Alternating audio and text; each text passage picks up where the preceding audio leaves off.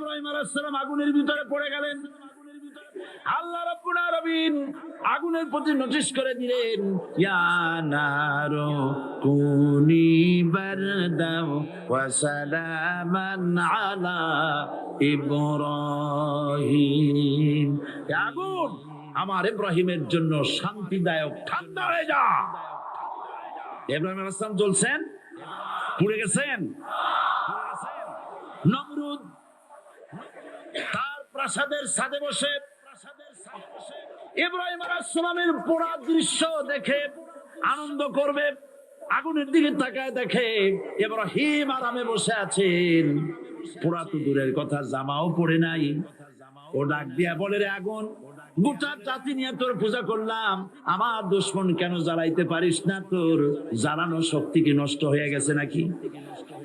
আগুনের ভিতর থেকে আওয়াজ বেরিয়ে এলো, নমরুদ, আমার ভিতরে দাহ্য শক্তি, জ্বালানো শক্তি আছে কি নাই যদি প্রমাণ করতে চাও, টেস্ট করতে চাও, তুই নিজে আয়।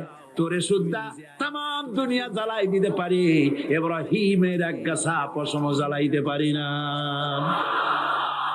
বিশ্বকবি আল্লামা ইকবাল কি সুন্দর করে বলেছেন, আজ ভি হো जो इब्राहिम का इमाम पैदा आग कर सकती है एक अंदाज़े गुलिस्तां पैदा।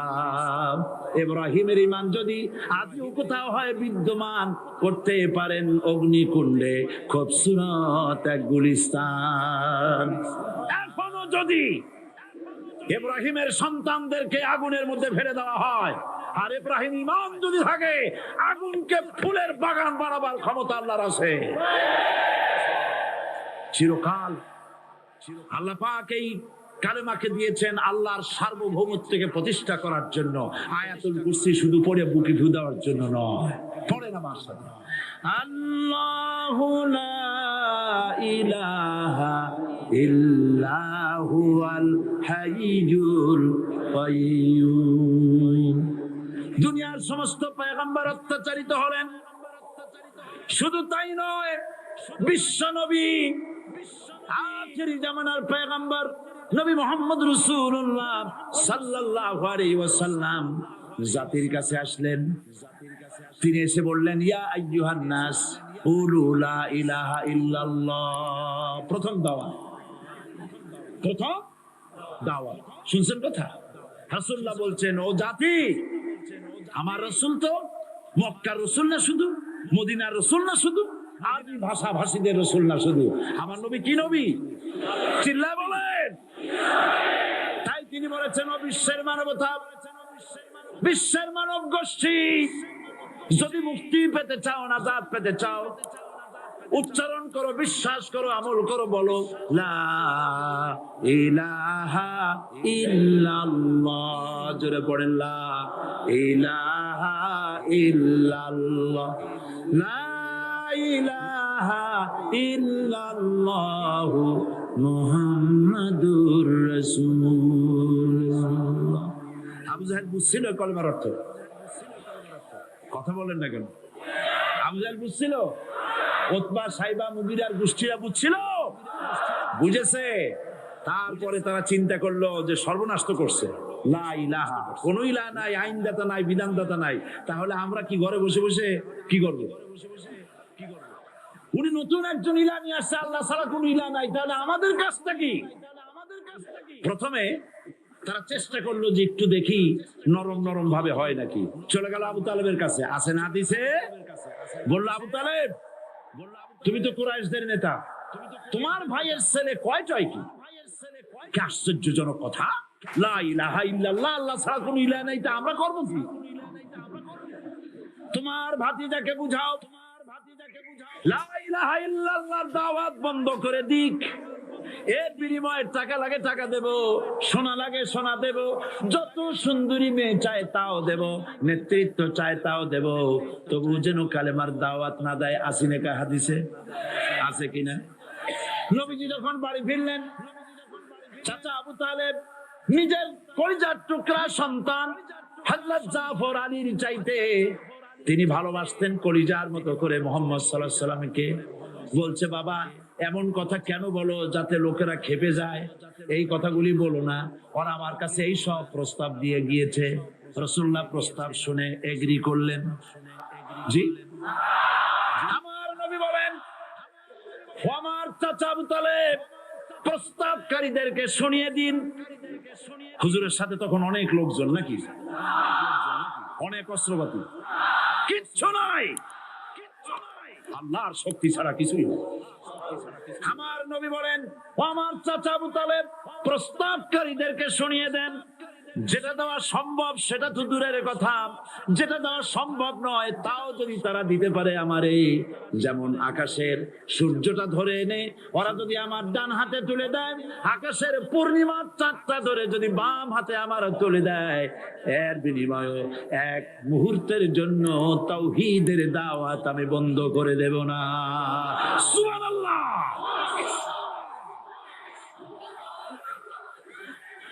রাসূল করিম সাল্লাল্লাহু আলাইহি ওয়াসাল্লাম তাদের এই প্রস্তাবকে যখন গ্রহণ করলো না, কাফেরেরা বুঝলো। আমি আগেই বলেছি 3 শ্রেণীর লোক বাধা দিয়েছে। কয় শ্রেণী?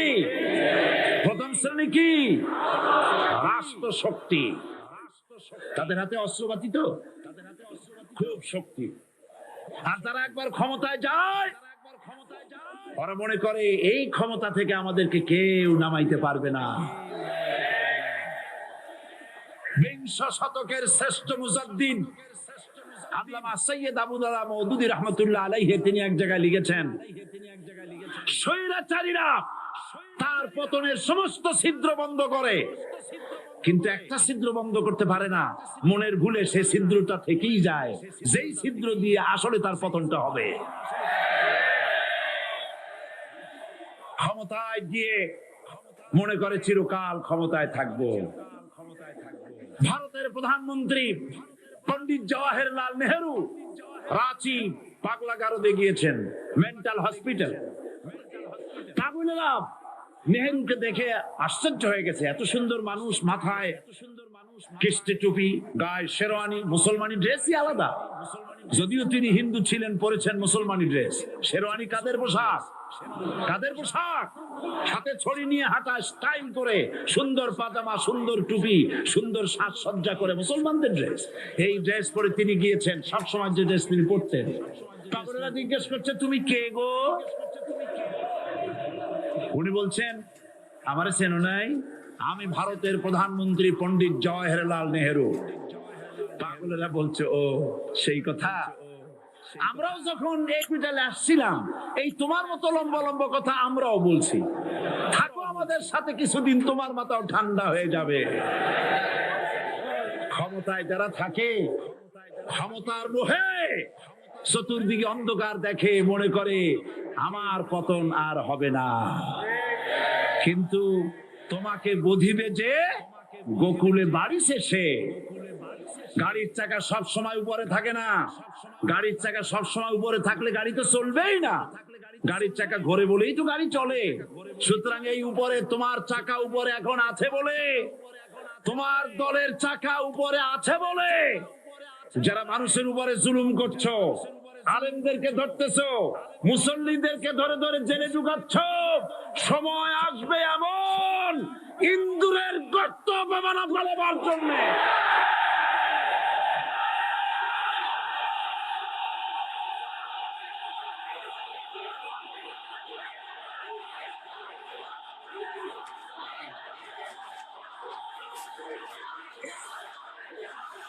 আবু জাহেলের গোষ্ঠী, আবু জাহেলের গোষ্ঠী মনে করেছে সোজা আঙ্গুলে ঘি যখন উঠলো না, আঙ্গুল বাঁকা